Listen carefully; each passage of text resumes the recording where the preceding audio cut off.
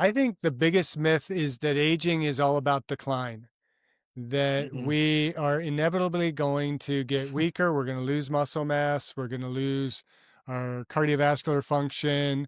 We're going to lose our minds. We're just going to age to the point where eventually we'll have to be in a senior retirement community, and that'll be it. And we'll live a long period of time or a short period of time in a period of decrepitude. Okay. Today we're exploring what it really means to age well, not just longer, but fuller. With Dr. Jeff Armstrong of the Aging Well podcast, we're going to dive into how mindset, health, and purpose shape the second half of life. Dr. Armstrong is a voice in the field of healthy aging and longevity. Through his Aging Well podcast and YouTube channel, he has helped thousands of people explore the science, stories, and strategies behind living longer, healthier, and more purposeful lives. His blend of science and movement and mindset help people actively, get a connection and really look for a purpose in life. And so, especially in these later years. So I love his approach as far as what he's doing. It's not chasing youth. It's about finding where you are and how to make it the fullest you can at this point in your life. Dr. Armstrong, I'm glad you're here. Welcome to the Retire and Renew podcast. It's my pleasure to be here. Thanks for inviting me. So I want to explore a little bit about how you got started in your podcast and how you started helping people in this stage of aging well. Was there a personal experience, or how did you go down the path of starting your podcast? I'm not sure where it all started. The personal journey toward aging well has been probably lifelong. As we say on the podcast, aging well begins at birth, probably even before that at conception, if not sooner. And so the process of kind of starting a podcast, I think, initiated with my co-host Corbin Bruton and I just having some discussions. We were looking at the possibility of starting some kind of Angie's List for aging well, where people could have a resource where they could go and they can find financial help, they could find legal help, they can find access to nursing care, and just everything that you could possibly imagine associated with aging well. And the more we looked into it, the more we realized, neither of us are computer scientists. Neither of us have the capacity to put together a website without investing a tremendous amount of money. And so the next obvious thing, and I'm not quite sure how we made the leap, but we decided to start a podcast. So we got some mics set up and, we just started recording. We're just wrapping up our fourth season. Mhm. So we have recordings. I think I have one more episode to finish out this particular season, season four, and then we'll be starting season five. And so it's just evolved over the time, and it's uh, really just opened up a door for us to explore what aging means for us and getting beyond my just exercise physiology background. Oh, excellent. So you've built this like trusted voice around aging well. How do you personally define it?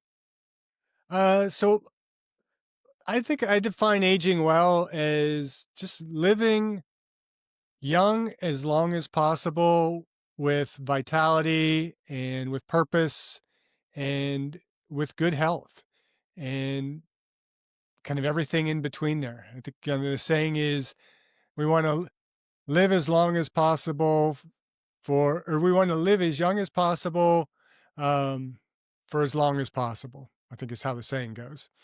Got it. Got Yeah. it. Okay.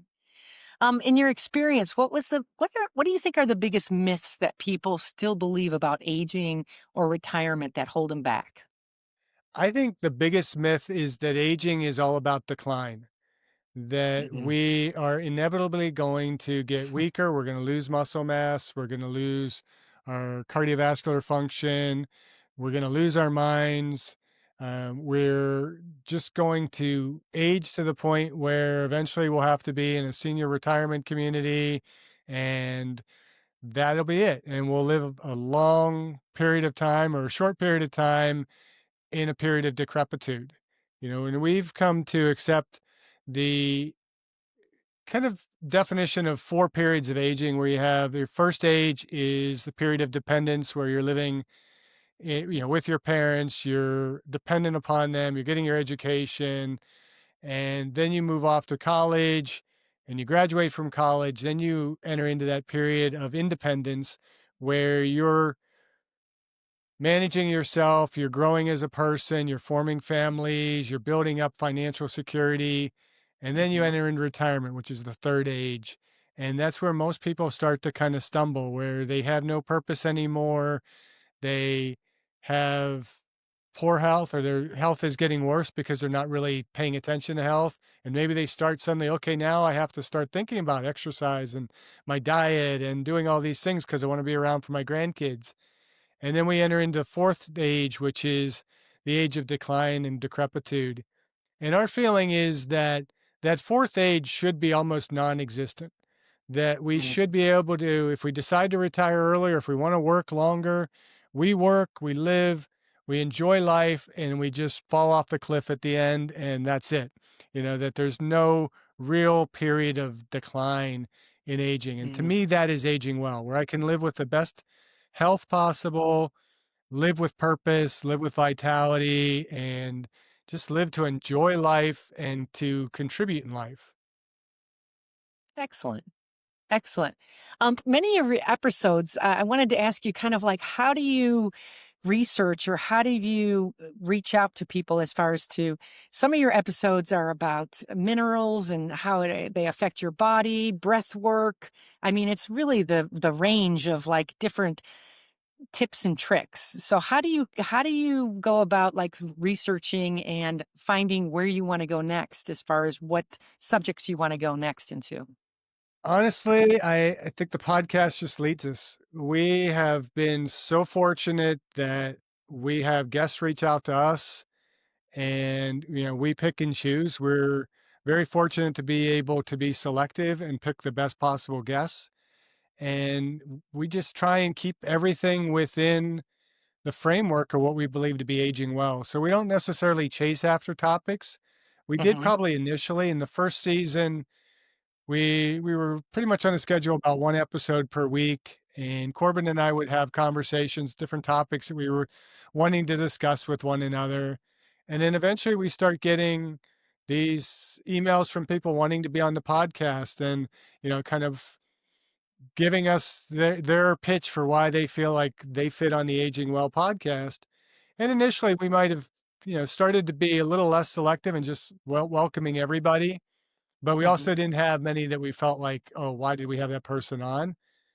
And as we got into season 3, things really started to accelerate. We started getting more and more guests in the latter half of that.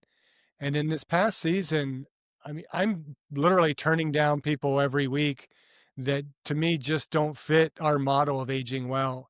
And yet Okay.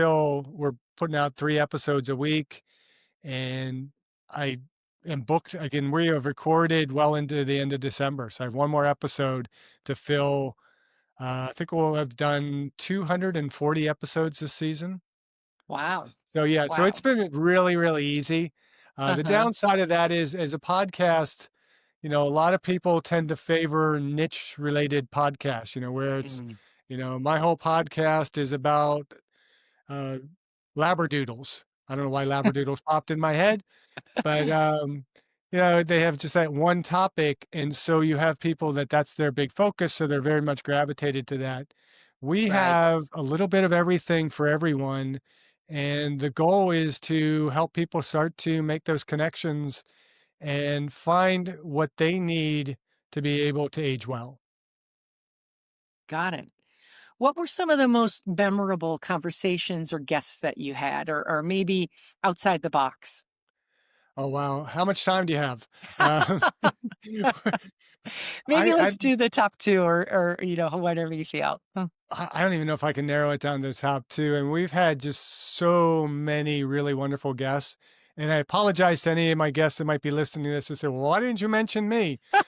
Because almost everyone has been really wonderful, and, just a few that kind of pop into the top of my head. One was Asim Desai, who's a cardiologist, originally came on the podcast to talk about how to deal with AFib. And we kind of went off on some spiritual tangents. And he ultimately ended up being Oh. a guest on We Have a Spiritual Problem podcast.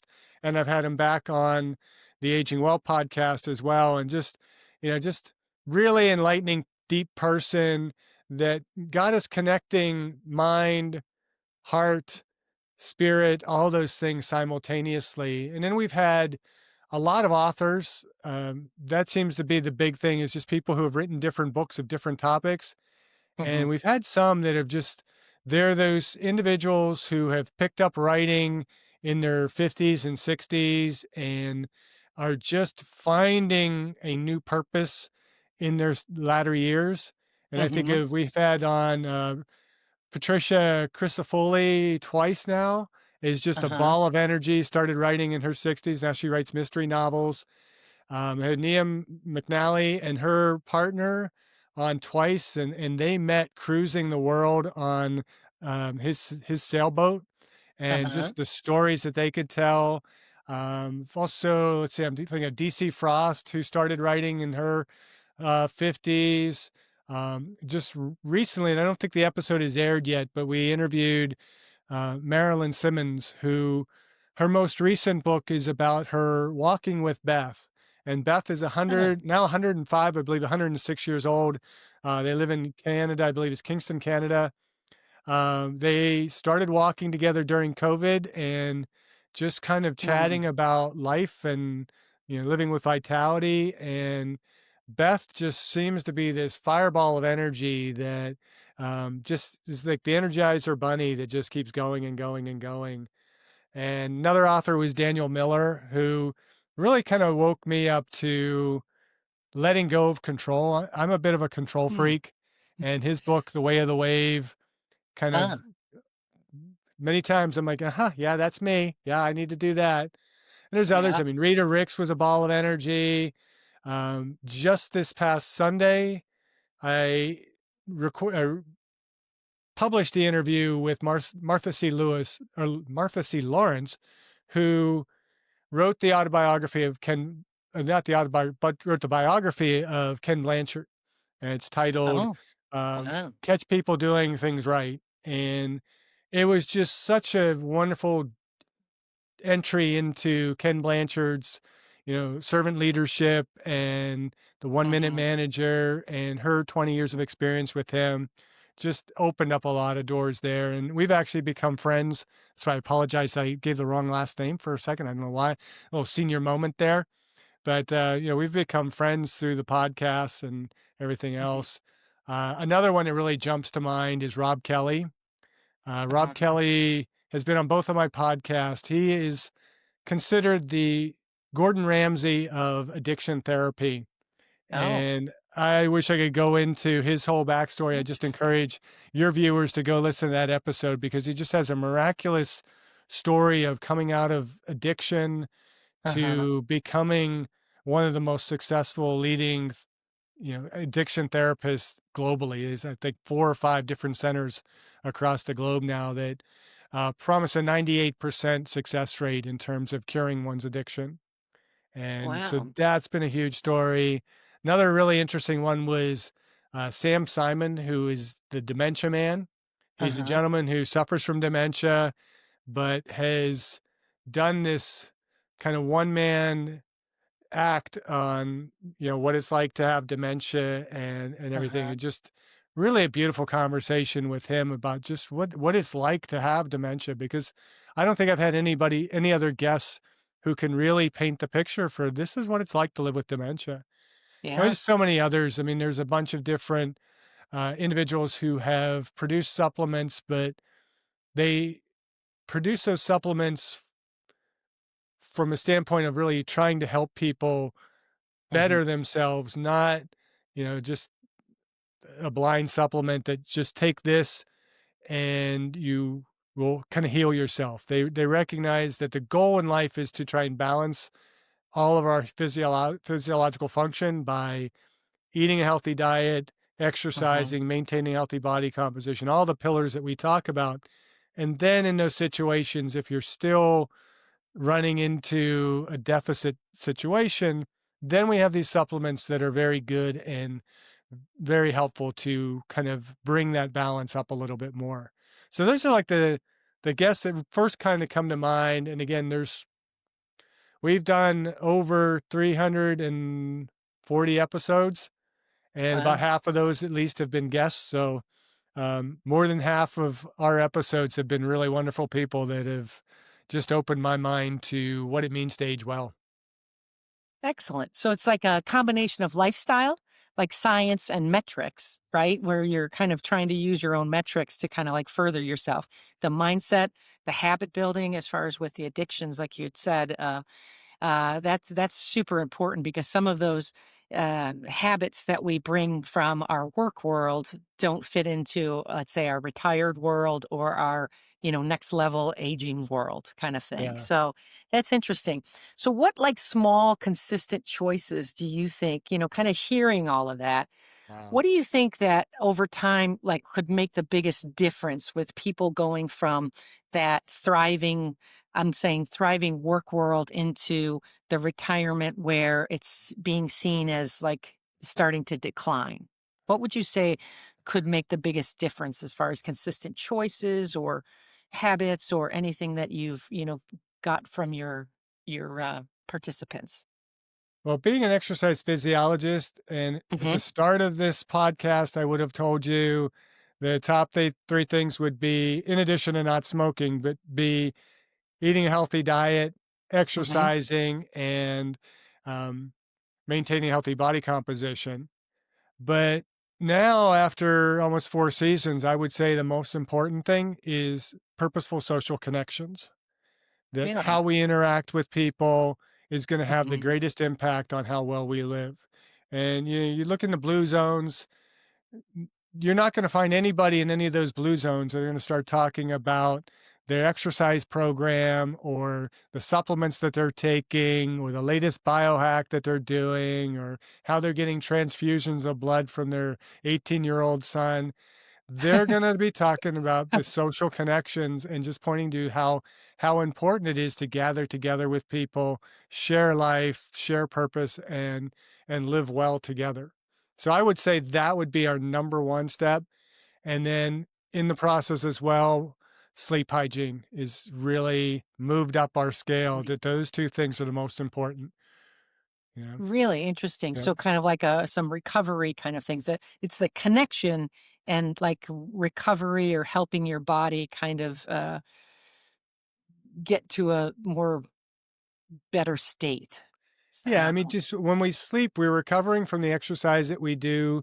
We're Mhm, recovering from, the foods that we've been eating. We're recovering from the stress that we're putting our bodies under.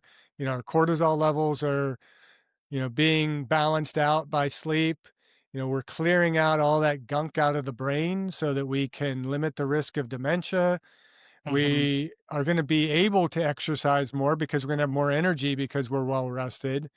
And just our minds are so much and our bodies are so much dependent on proper sleep. And so I kind of have now moved those into our top two pillars. And I'm Mhm. kind of humbled to say that, exercise has moved down to about number three on the list. So, Oh, interesting. Okay. What other kind of patterns or attitudes stand out amongst the people that are really that you see are flourishing, or the connection is a great one as far as that, because I believe that that's an inherent thing that we all need as far as to be connected, and the relationships that we have are going to be the most important. What other things do you see as far as in people flourishing?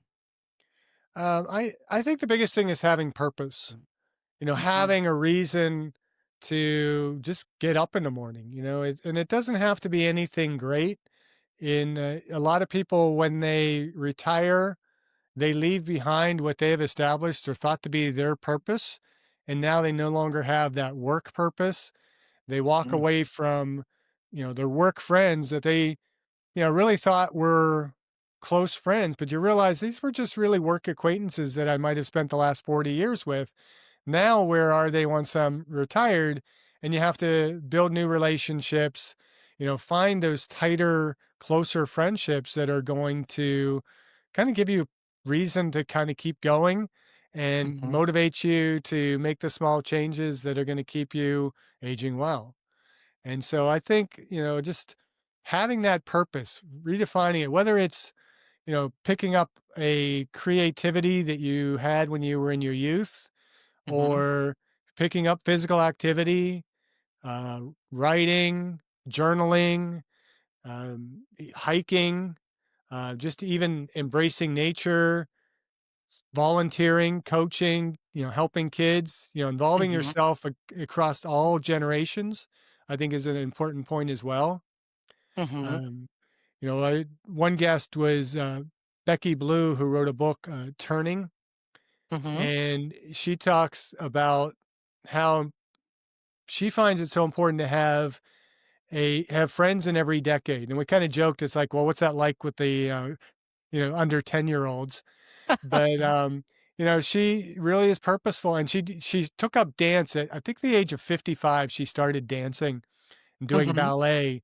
And so she's doing recitals with these young kids, and that's where she's getting these friends that might be, under 10 years of age, and just kind of being able to pick up from their vitality and their energy and everything else just carries over into helping us to be able to age well. But even as we get older, having older friends is just as important too. I mean, Marilyn Mhm. Simmons having Beth to go talk to, who Yeah. is 30 years her senior. So Right. So you raise the awareness of people as far as with all of the topics and the guests that you have. And then people there, I mean, in the coaching world, this is one of the things that I deal with is kind of like helping people kind of at that with that accountability of following through. Where they have a great idea, whether it's like taking up a creative interest again or, something that sparks them. What would you say would be the best advice for someone to like stay on task and continue to build that momentum? Because there's a lot of people that I work with that kind of go, I got really excited about it. Then my brain went like, oh, I don't really want to do it. It's too hard, or because the brain's kind of wired to keep us safe. Like, what right. would you say would be like advantageous or really helpful for people to kind of like stick with it and like to kind of get past the things that may stop them initially? I think one big one is baby steps. We preach baby steps a lot. Just do that more habit stacking where you just Mm, take on one thing at a time, grow yep. that as a habit, and Yeah. build from that.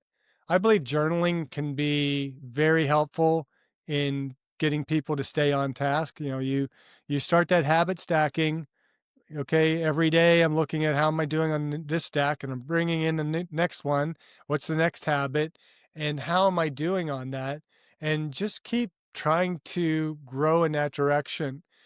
We Hmm. started with what I call well-centered fitness, which is my approach to wellness, which is the spiritual, physical, intellectual, and emotional and social pieces of wellness. And so I call Hmm. well centered fitness. And I use the well centered model because I think of it as an asymptote that we're trying to approach perfection. And we're never going to be perfect, and we shouldn't expect ourselves to be perfect, but we want to have a proper balance among those different components, the dimension of spiritual, physical, intellectual, emotional, and social. And so Yep. trying to just think of that as an asymptote and say, okay, I'm not perfect today, but how can I make that target a little bit smaller and smaller and smaller and start moving toward getting more and more balanced in those particular areas? And so that started as well centered fitness, but as I was kind of looking back over our 4 seasons, I realized it was actually starting early in season 3 that we started identifying it as spies. And I have a friend, Uh, Jay, from goes back to elementary school, that we were talking over the podcast, and he was asking me about this well-centered model, and he said, are you intentional in the way you order that with the spiritual, physical, intellectual, emotional, and social? And I'm like, well, mm, yes, I kind of am, because I feel like the spiritual is a greater priority, thinking that there's more than self, there's things mhm. greater than yourself. You're not the center of the universe. And the physical plays a very critical role in that. And I believe the two are really in our life merging together, that we're coming to be more united between our physical and our spiritual selves. And so I've always mentioned it that way, but I never thought of it as an acronym because he's like, because it Mm. spells out spies. And so now we always have to give Jay credit and say, we call it the spies model after what Jay had recommended. And it's a lot Uh-huh. easier than saying well centered fitness. So, Yeah. Do you do, groups around that, or do you do any coaching kind of, elements of that, or no, I've given thought to how can I incorporate that in, but I'm a full-time college professor Mhm. and that takes my time and I have a commute to and from campus. And this Right. podcast just keeps growing to the point where I don't know where I'd squeeze it in unless I left the teaching position and Uh-huh. did the podcast more full time and then did coaching along with that.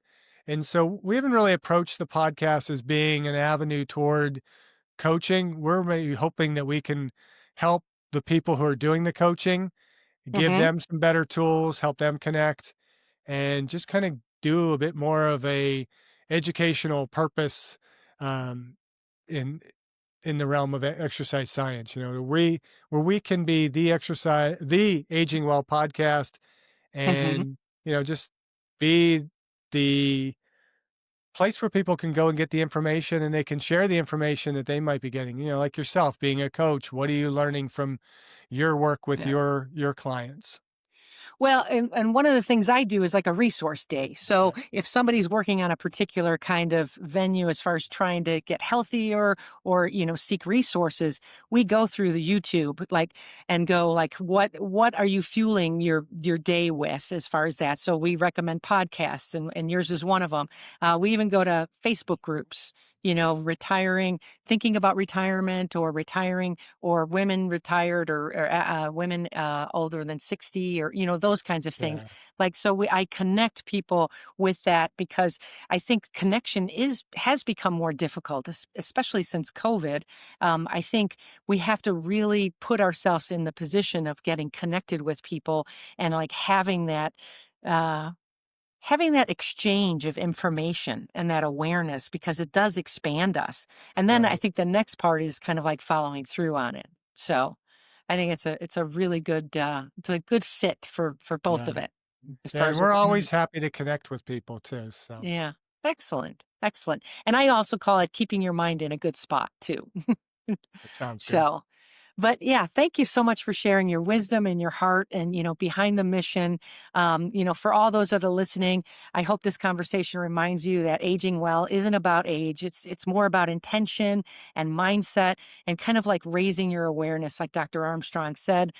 Check out his podcast. He's got a lot of eclectic guests on. And I love that, you also specialize in people that have written books and, wanting to share their own stories because I encourage people to share their story because you never know who it's going to touch. So thank you so much. If You're welcome. if you find interest as far as in going into the next chapter of your life, I also have a coaching program called Retire and Renew. I do individual and I'm creating an app to kind of like structure some of that, structure some of those resources. It's margaretzickcoaching.com. And so I just want to encourage you if you want to check that out, be my guest. But Dr. Armstrong, continue your journey, and I will be watching you and cheering you on. So until next time, choosing your growth and choosing your joy and choosing to live well is one of the best things that you can do. Thank you. So thank you.